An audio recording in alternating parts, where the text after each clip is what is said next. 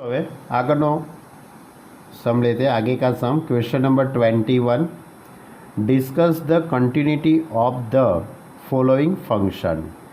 इसमें 4 क्वेश्चन है, बहुत इजी क्वेश्चन है। First question sine x plus cos x, function f का domain of f D f is equal to domain of sine intersection domain of cos. ऐसा क्यों लिखा है हमने? इसके लिए मैं आपको स्टैंडर्ड नंबर 11 की थोड़ी बातें याद दिलाता हूँ। स्टैंडर्ड 11 में हमने ऐसी कुछ बात की थी। Function f from a to r, function g from b to r होता है। तो इन दोनों के बीच के अंदर आपको एडिशन करना हो या सब्ट्रैक्शन करना हो या तो इनटू करना हो या तो डिवाइड करना हो, तो इसके लिए आप क्या फाइंड करते थे? A intersection b to r, यानी कि ये दोनों फंक्शन का डोमेन का इंटरसेक्शन फाइंड करना पड़ता है। वो दोनों एडिशन का क्या होता है? डोमेन बनता है। तो एफ माइनस जी का भी डोमेन यही बनता है, एफ इंटू जी का भी डोमेन यही बनता है, a intersection b to r.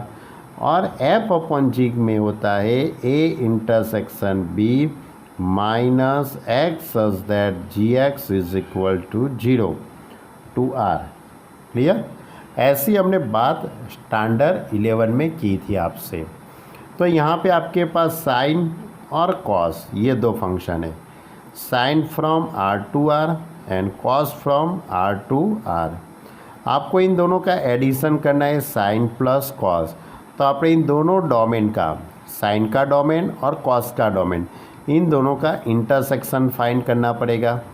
और इन दोनों का इंटरसेक्शन तो आर ही आने वाला है।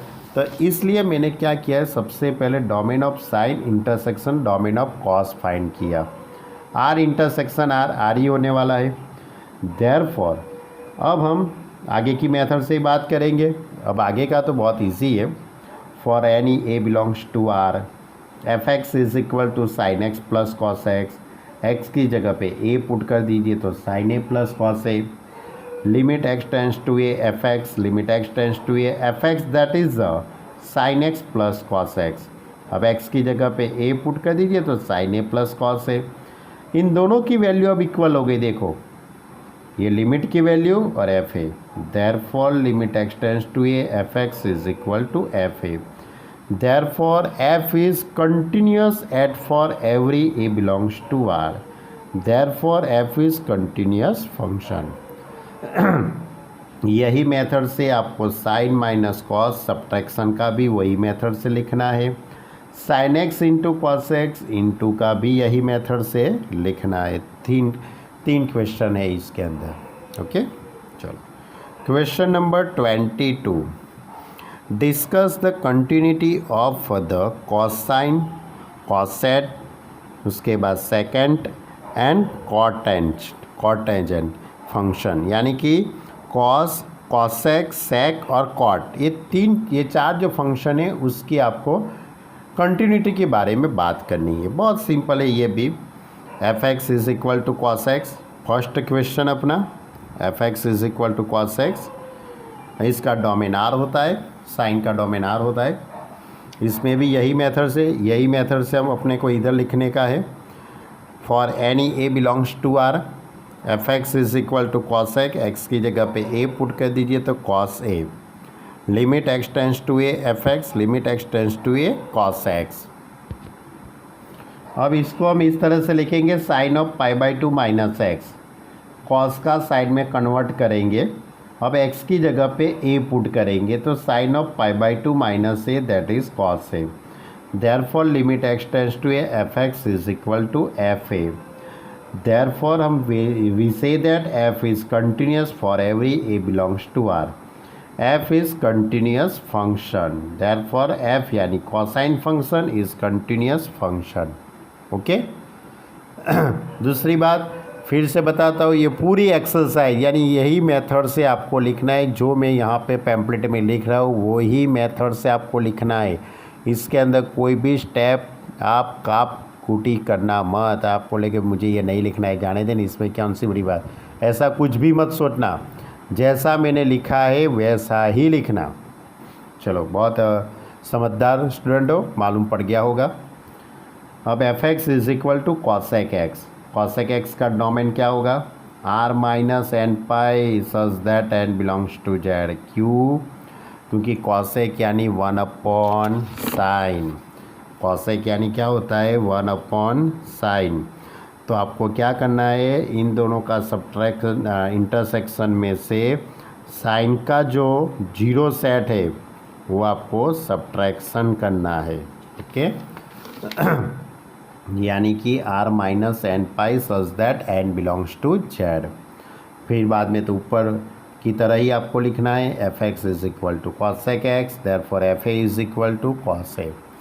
दूसरी एक बात इसमें थोड़ी, limit x tends to a, f x यानी कॉसेक एक्स यानी 1 साइन। इन दोनों में अलग अलग लिमिट आपको दे रखी है। Limit x tends to a 1, limit x tends to 1 है साइन एक्स, यानी कि 1 साइन है, 1 साइन यानी कॉसेक। अब इसी तरह इसमें सेक एक्स में आर माइनस एन 2n + 1 π/2। क्यों, कॉसेक यानी 1 कॉस। कॉस का जीरो सेट क्या होता है, 2n + 1 π/2 such that n belongs to Z, यानी आर में से आपको वो सब्ट्रैक्ट करना है। For any a belongs to are, f x is equal to sec x की जगह पे a sec a. Limit x tends to a, f x sec x यानी 1 कॉस, ऊपर दोनों को अलग अलग लिमिट दीजिए, 1 कॉस देयरफॉर सेक ए।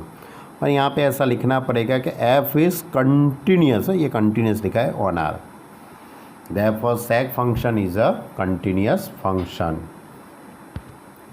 चलो अब कॉट यानी आर माइनस एन पाई। क्यों, कॉट यानी कॉस अपॉन साइन, तो डिनोमीटर में फंक्शन कौन सा आता है, साइन। साइन का जीरो सेट क्या करेंगे, सब्ट्रैक्शन।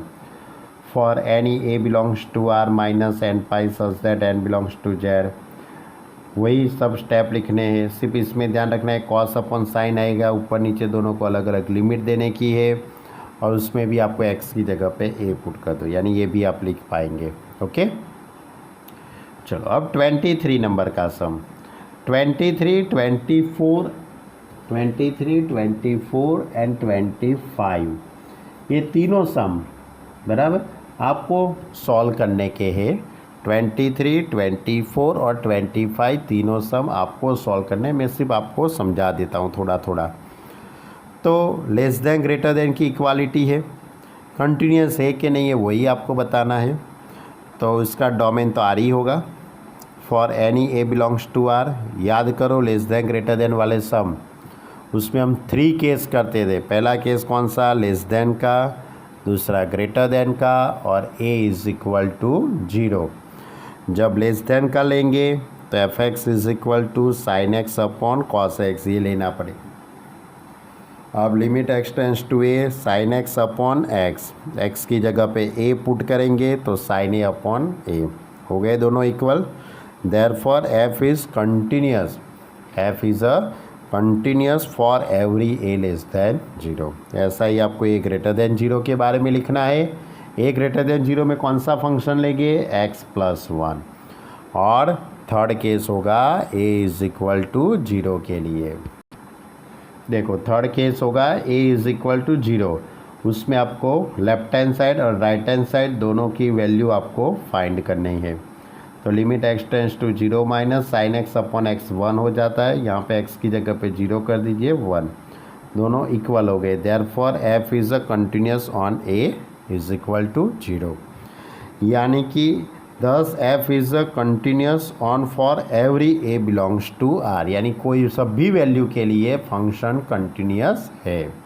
ओके ऐसा ही 24 नंबर का सम है, इसमें x² into sine 1 upon x, लेकिन ध्यान रखना इसमें नॉट इक्वल टू 0 और इक्वल टू 0 है, लेस देन ग्रेटर देन का सम नहीं है। तो इसमें आपको क्या करना है, सिर्फ आपको दो ही बात करनी है, एक नॉट इक्वल टू 0 लिए और एक इक्वल टू 0 के लिए, सिर्फ दो ही केस हो गए। इक्वल टू 0 के लिए आपको ये फंक्शन लेने का है, और इज इक्वल टू 0 लेंगे तो इसकी लिमिट वैल्यू फाइंड करने के लिए भी आपको यही फंक्शन लेना है। यानी 23, 24 और इसी तरह 25 नंबर का सम वो आप कर लो। ओके ना समझ पड़े तो मुझे बताना, मैं फिर से समझा दूंगा। ओके लेकिन बहुत इजी है, आप एक बार शांति से देख लेंगे तो भी मालूम पड़ जाएगा।